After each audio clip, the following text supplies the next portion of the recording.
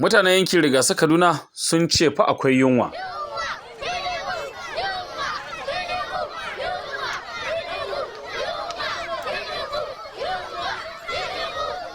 Yadda ta kasance kenan a yankin Rigasa a ƙaramar hukumar Igabin jihar Kaduna, yayin da yara maza da mata, manya da ƙanana da tsofaffi suka fito suke zanga-zangar cewa yunwa ta addabe su a wannan yanki. To ba su kaɗai ba, idan aka dubi halin da aka shiga a tarayyar Najeriya, abun ya kamata a ce gwamnati ta duba ta kuma karatun ta natsu tare da lalubo hanyoyin da ya kamata.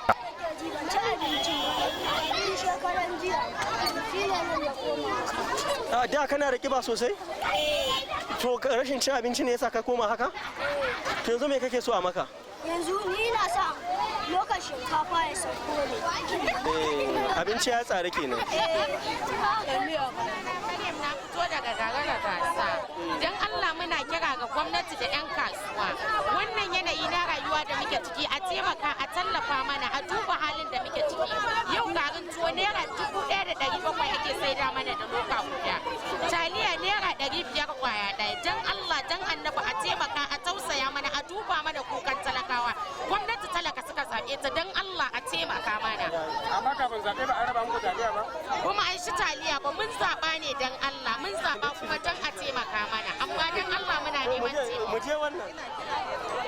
Da duba halin rayuwar da ake ciki yanzu nan a wannan namu mutane suka kwana da yunwa wasu kwanan su biyar wasu kwanan su hudu a kwana a wuni ba a ci ba a sha ba ba su da abin da za su ci sannan in kana da dan kuɗi kalilan abinci baya sayuwa shinkafa yanzu na ɗan wadda talaka yake iya siye 1,500 ne garin tuwo 1,600 da 700 don Allah don annabi ina za a da mu ne saboda Allah mu dai tun da muke a duniya shekara na 50 kenan ban taba ganin irin wannan halin rayuwa da muka shiga halin yunwa ba gwamnati muna kira idan ba za ta shigo da abinci ba mu ba a ce a ba mu kyauta ba a shigo da abincin a sauƙaƙa ma talaka shinkafan na ta koma ko da 500 garin tuwon na ko 250 ko 300 ya zauna ga marayu ga 'ya'ya ga kowa da kowa dan Allah dan annabi gwamnati ta duba mana ci abinci ba sai baba su ta dafa ruwan zafi da gishiri saboda sun ishe ta da kuka cikin su ba komai suka dafa ruwan zafi da gishiri suka sha duk sun mutu malam A wani unguwa? a nan anguwar Rigasa Yara nawa suka mutu? yara 3 suka mutu Tun da nake a rayuwata shekara na 62 ban taba ganin an sai garin tuwo naira 1,400 ba ban taba ganin an sai shinkafa naira 1,700 ba yunwa ta dame mu taliya naira 500 dan Allah dan annabi muna kai kukan mu ga mai girma ya sunan shi shugaban kasar Tunugu muna kai kuka gurin Tunugu ya taimaka mana ya dubi girmar da kasa muna cikin wahala muna cikin wahala muna cikin tashin hankali ciwo ya dame mu ba kudin magani ba abin da zamu ci mazajen mu ba aikin yi ƴaƴan mu ba aikin yi in sun taba a kama su a musu cin mutunci dan Allah dan annabi a taimaka mana a ba mu ƴaƴan mu aikin yi da suke taimaka mana muke cin abinci mun kawo kuka gare ka Tunugu ka taimaka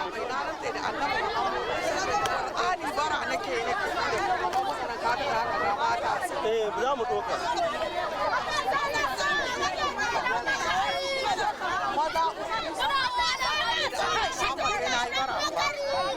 Yanzu me kuke so? taimako Kamar na mai da me?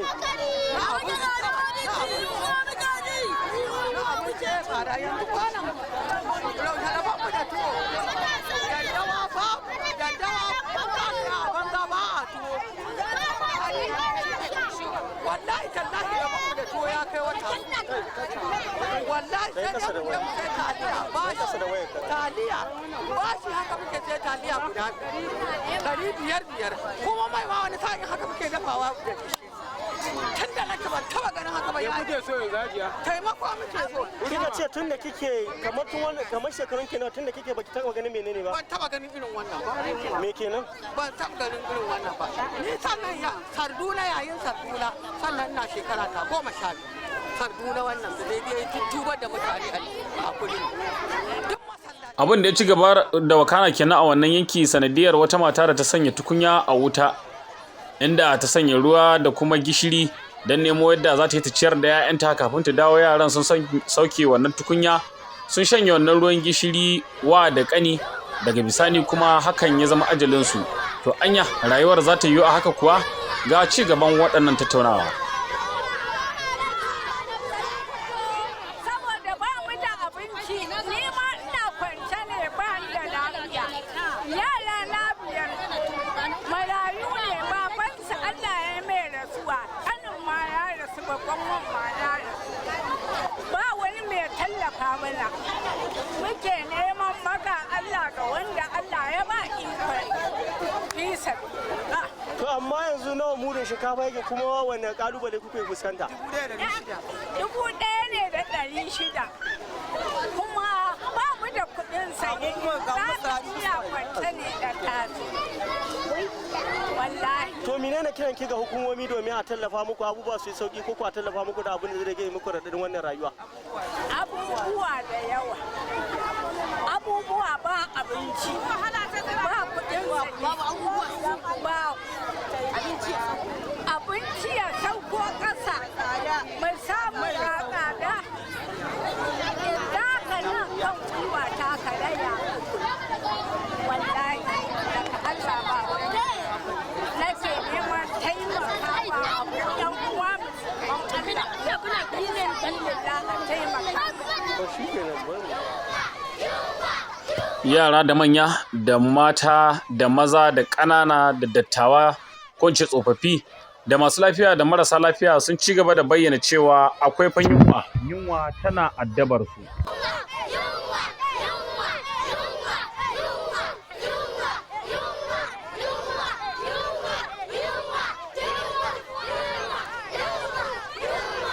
To anya jama'a sun fara fitowa suna bayyana irin halin da suke ciki na rashin abin sakawa a bakin salati idan mahukunta ko masu ruwa da tsaki suka ci gaba da zirawa irin wani al'amari ido, hakan zai haifi ɗa mai ido kuwa?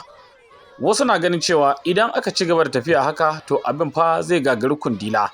Ba yadda za a ce mutum waɗannan gungun yara da iyayensu mata da kuma dattawa duka waɗanda suke mata ne abin tausayawa ba za su iya barin wato su ga iyalansu na cikin wannan yanayi ba. Irin wannan wasu ke ganin yana iya canza tunanin mutum ya kai kuma ga mutum ya shiga wata hanyar daga bisani kuma hukuma ta zo tana neman sa. To shine ake cewa irin wannan idan aka ga ta ɓarawo to a ga na mabi sau. Idan ɓera na da sata to ita kanta daddawa da warinta. Yana da kyau a duba a ga irin yanayin da mutane ke ciki musamman na tsadar rayuwa a yanzu haka.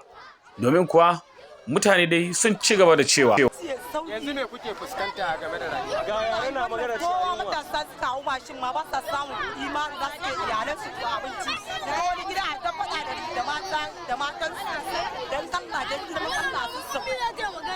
Sassauke don Allah su sauke komai abubuwan talakawa kuma mun zaɓa amma an za wani abubuwa muna da samu a Najeriya. to Allah ya kyauta. Rayyan Musa Lere, kundin labaran Hausa.